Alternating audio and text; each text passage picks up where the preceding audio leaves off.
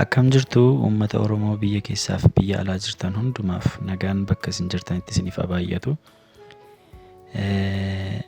Guyyaa har'aa dhaamsa tokko qabannee gara keessan dhufnee jirra. Innis inni miidiyaa guddaa, miidiyaa haaraadha, miidiyaa jaallatamaa argatu jennee yaadna yeroo dhiyoo gidduutti. Sababni isaa mul'ataaf kaayyoo guddaadha qabannee kan kaane. Akka biyya keenyaatti bichaatu hin taane akka Afrikaatti illee miidiyaa dorgomaa ta'uu danda'udha. Miidiyaa bareedaa tokko qabannee isiniif dhiyaannee jirra. Miidiyaan kun Qaroo Miidiyaa jedhama. Qaroo Miidiyaanii guutummaa guutuutti afaan Oromoodhaan kan dhiyaatu yoo ta'u, kan inni irratti xiyyeeffatee hojjetu afaan Oromoo irrattidha.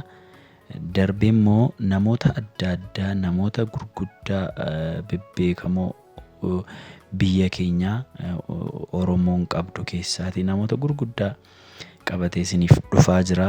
Yeroo dhiyootti kan gara keessan ga'u. Ammasittiin sabskraayibii gochaa akka isin nu bukkee dhaabbattan isin gaafanna. Sababni isaa miidiyaan kun haaraadha. Guddachuudhaaf tumsi keessan baay'ee murteessaadha jechuudha.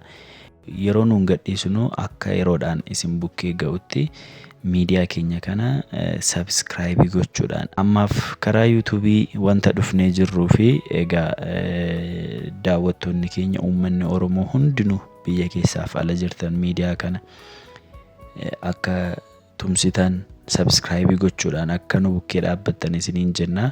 Akkasumallee namoonni adda addaa seenaa barsiisaa qabdan, seenaa namoota barsiisa jettanii yaaddan, akkasumas wantoota dabarsitan bakka amma jirtan namoonni haala adda addaa keessa darbitanii jireenyi keessan isiniif milkaa'ellee miidiyaa kanarratti koomentii jalatti nuuf barreessitanii yookaan toora feesbuukii keenya liinkii isaa isiniif keenya jechuudha. Achiin galtanii karaa keessaa nu barreessuu dandeessu. Akkasumas immoo qaamaan bakka nuun jirrutti nu argachuu dandeessu jechuudha.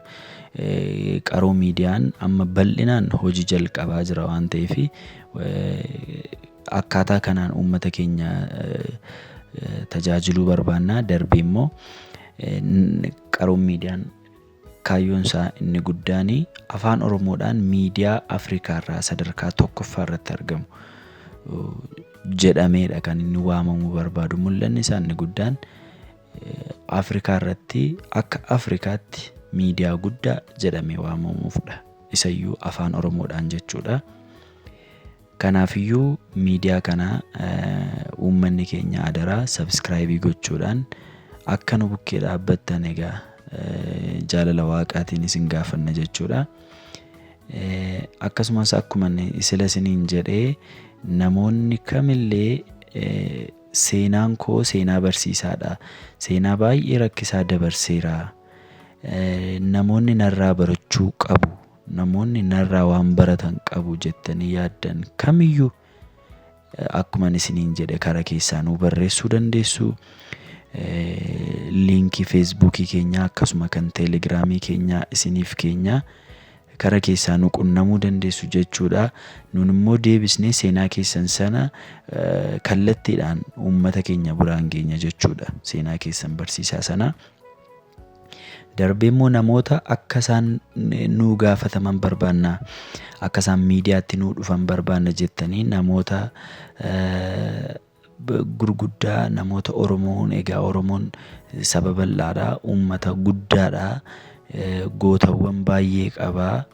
Kana bichaatu hin taane namoota seenaa gaggaarii qaban baay'ee waan qabnuufi namoota akkasii akka isaan nuuf dhiyaatan barbaanna jettanii kan isin nuuf barreessitan karaa keessaa karaa sooshaal miidiyaa feesbuukii keenyaa jechuudha. Nuuf barreessitanii nun immoo gaaffii keessanii wajjiniin nama sana qabannee isiniif dhiyaanna jechuudha.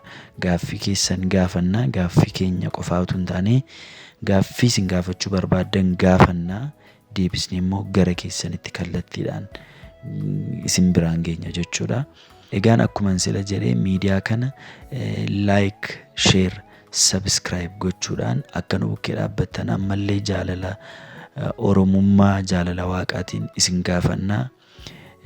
bakka jirtanitti nagaan Waaqayyoo isiniif haa baay'atu. Horaa bulaa deebana.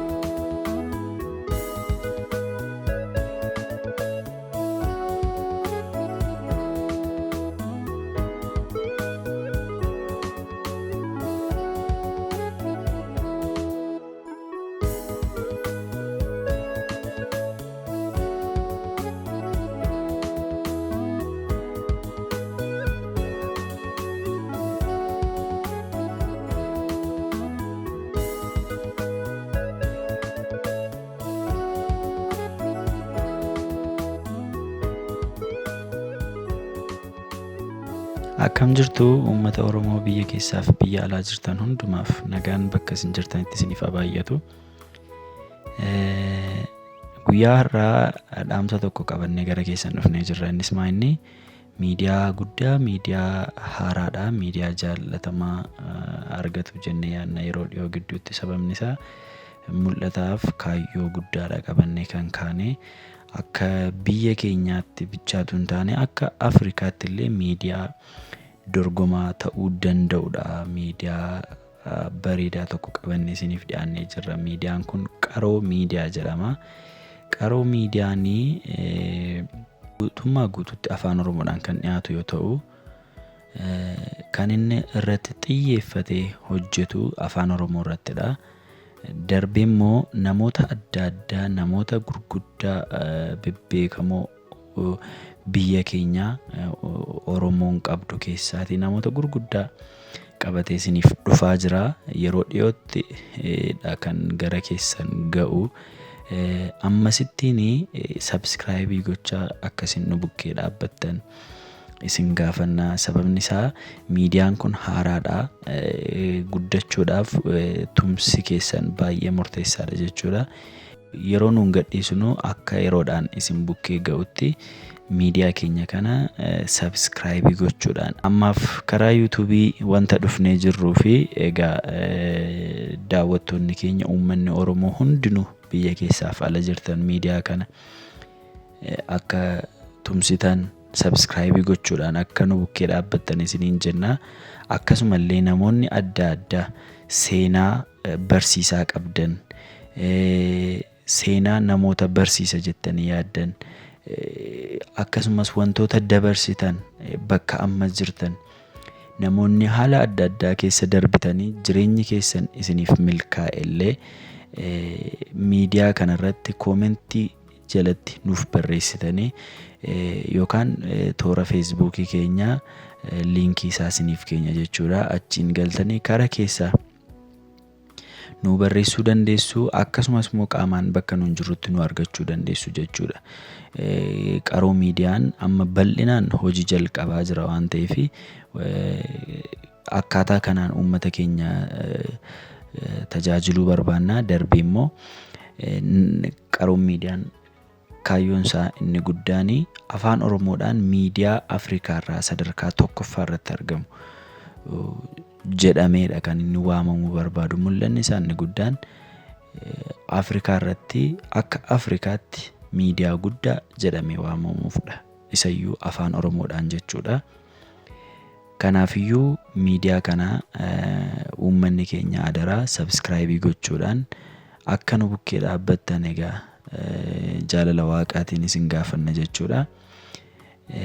Akkasumas akkuma sila isiniin jedhee namoonni kamillee seenaan koo seenaa barsiisaadha, seenaa baay'ee rakkisaa dabarseera, namoonni narraa barachuu qabu, namoonni narraa waan baratan qabu jettanii yaaddan kamiyyuu akkuma isiniin jedhe karaa keessaa nu barreessuu dandeessu.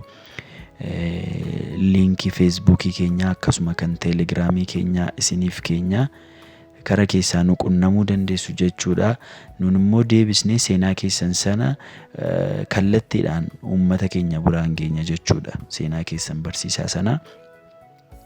Darbee immoo namoota akka isaan nu gaafataman barbaanna, akka isaan miidiyaatti nu dhufan barbaanna jettanii namoota